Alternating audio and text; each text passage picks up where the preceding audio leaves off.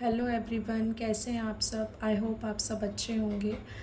आज का हमारा टॉपिक है गुडविल। गुडविल आपको पता है इंटेंजिबल एसेट का पार्ट होता है जिस पे हम डेप्रिसिएशन चार्ज करते हैं। बट कुछ अमेंडमेंट्स इस टॉपिक पे ऐसे हुए हैं जिसकी वजह से हर सेक्शंस में कुछ ना कुछ गुडविल को लेकर चेंजेस आए हैं। जो अमेंडमेंट्स फाइनेंस एक्ट 2021 में आए हैं एप्लीकेबल होते हैं 2021 से 2022 असेसमेंट ईयर से एप्लीकेबल होते हैं ऑनवर्ड्स। तो जो अमेंडमेंट्स आए हैं उसके अकॉर्डिंग गुडविल अब डब्ल्यू का पार्ट नहीं रहेगी। अब जब वो डब्ल्यू का पार्ट नहीं रहेगी तो उस पर डेप्रिसिएशन भी चार्ज नहीं होगा। अब कुछ कंपनीज ऐसी होती हैं कि जिनकी एसेट्स में गुडविल पार्ट होता है जिस पे वो डेप्रिसिएशन चार्ज कर रही होती हैं। तो उस केस में वो कंपनीज क्या करेंगी, कैसे कैलकुलेट करेंगी, कैसे रिमूव करेंगी गुडविल का पार्ट डब्ल्यू से। जो हमारी डब्ल्यू है ब्लॉक ऑफ एसेट, वो मेंशन करेंगे हम। उसमें लेस करेंगे गुडविल की एक्चुअल कॉस्ट। गुडविल जो हमने एक्वायर करी थी उस पर डेप्रिसिएशन हम डिडक्ट करेंगे असेसमेंट ईयर 2020 से 2021 तक। फिर जो अमाउंट आएगा वो एक्सीड नहीं करना चाहिए डब्ल्यू से। ये जो हमने कैलकुलेशन करी है ये हमने करी है as per section 43(6)(c) second B. Amended है ये सेक्शन 50 जिसमें हम कैपिटल गेन की कंप्यूटेशन करते हैं। अब अगर ऐसा होता है कि ये अमाउंट एक्सीड करता है डब्ल्यू से तो वो कैपिटल गेन होगा। अगर वो कैपिटल गेन होता है तो हम उसे चार्जेबल टू टैक्स कर लेंगे, बट अगर लॉस होता है तो कोई ट्रीटमेंट नहीं होगा। जो हम ये रिडक्शन कर रहे हैं गुडविल की डब्ल्यू के ब्लॉक में से वो डीम्ड ट्रांसफ़र मानी जाएगी।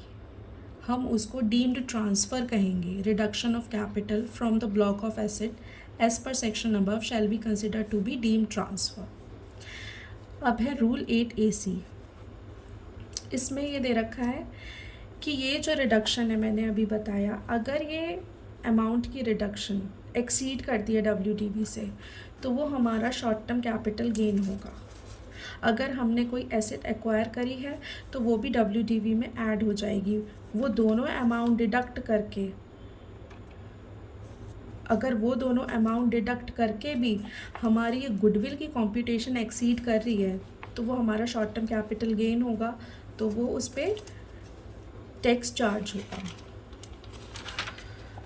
सेकेंड, अगर कोई ब्लॉक ऑफ एसेट में सिर्फ गुडविल है, मतलब और कोई इंटेंजिबल एसेट नहीं है, सिर्फ गुडविल है, और हमने डेप्रिसिएशन चार्ज कर लिया है 2020 से 2021 तक, तो ब्लॉक ऑफ एसेट सीज हो जाएगी। उस पर कोई हम फर्दर, और हमने फर्दर कोई एसेट भी परचेज़ नहीं करी तो कोई ट्रीटमेंट नहीं होगा। वो हमारा कैपिटल लॉस होगा, और कैपिटल लॉस, डेड लॉस जिसे कहते हैं।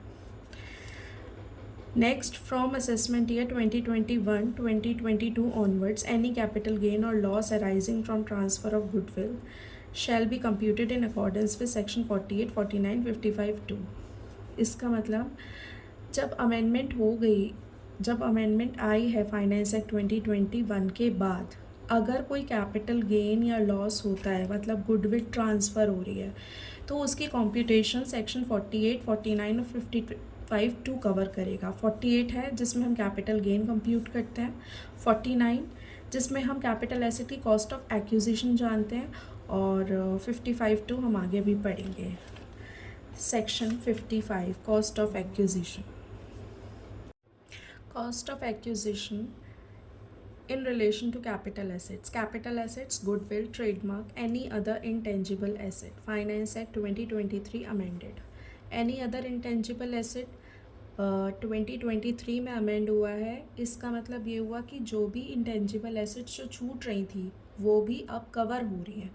मतलब इंटेंजिबल एसेट कोई भी नेचर की हो वो भी इंक्लूड हो रही है। राइट टू मैन्युफैक्चर और produce, right to carry on any business और profession, any other right amended in finance act 2023। Any other right, franchise, patent, मतलब जो चीज़ पहले कवर नहीं हो रही थी, कोई भी राइट हो, किसी भी नेचर का राइट हो, वो अब कवर हो रहा है। अगर ये सारी कैपिटल एसेट हमने परचेज़ करी है प्रीवियस ओनर से, तो जो परचेज़ प्राइस है एसएससी का वो कॉस्ट ऑफ एक्विजिशन होगी। सेकंड, अगर उस प्रीवियस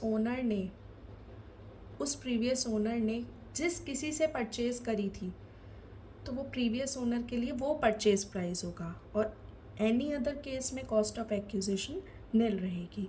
अब इसमें ये पॉइंट आता है कि कॉस्ट ऑफ एक्विजिशन गुडविल की उस केस में क्या होगी कि जो गुडविल हमारी जो अमेंडमेंट एप्लीकेबल है 2021 से 2022,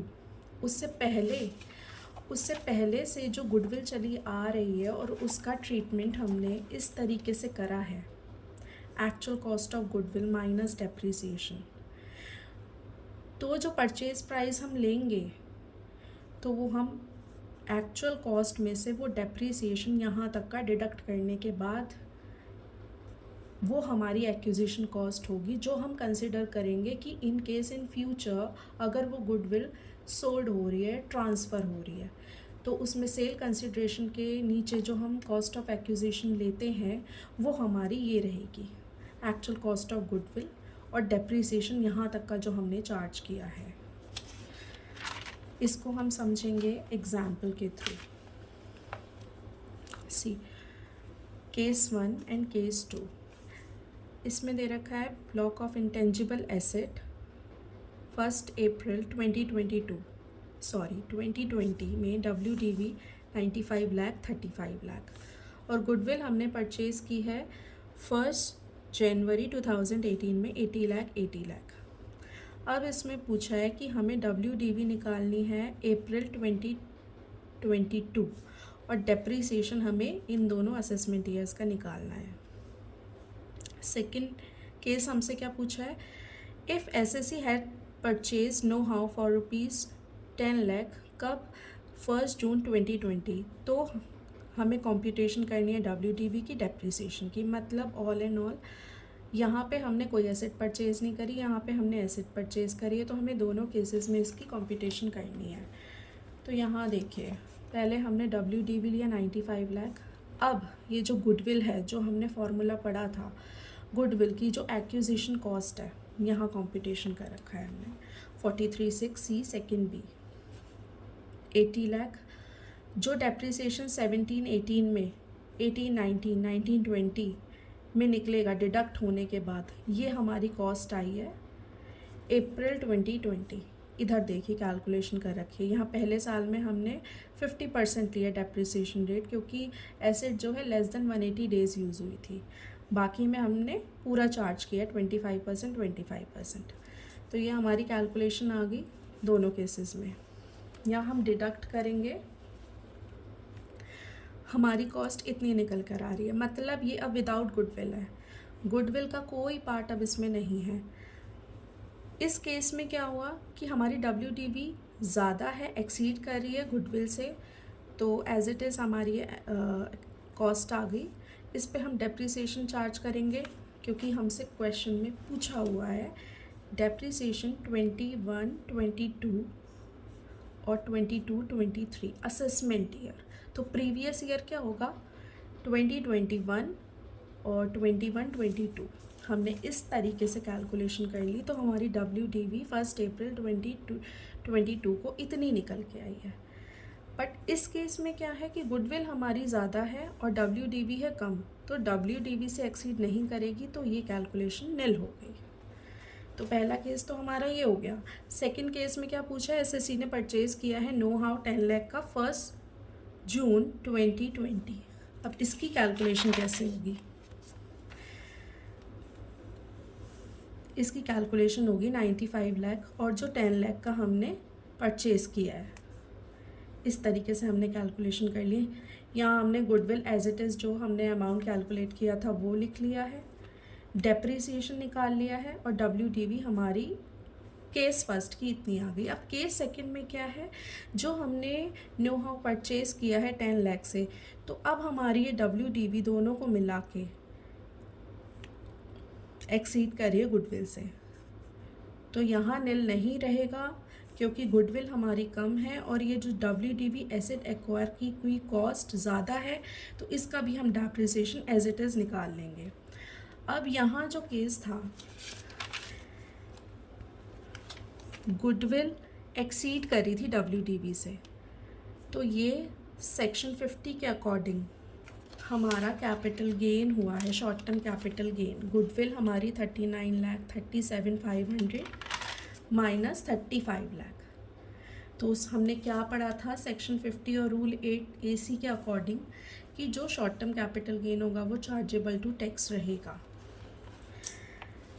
अब in case goodwill is sold later on, cost of acquisition will be same, वही पॉइंट जो हमने टॉपिक में पढ़ा था कि आगे अगर गुडविल सोल्ड आउट होती है तो उसकी cost of acquisition depreciation deduct करने के बाद होगी एज पर सेक्शन 55 और होल्डिंग पीरियड स्टार्टिंग से ही होगा 1 जनवरी 2018।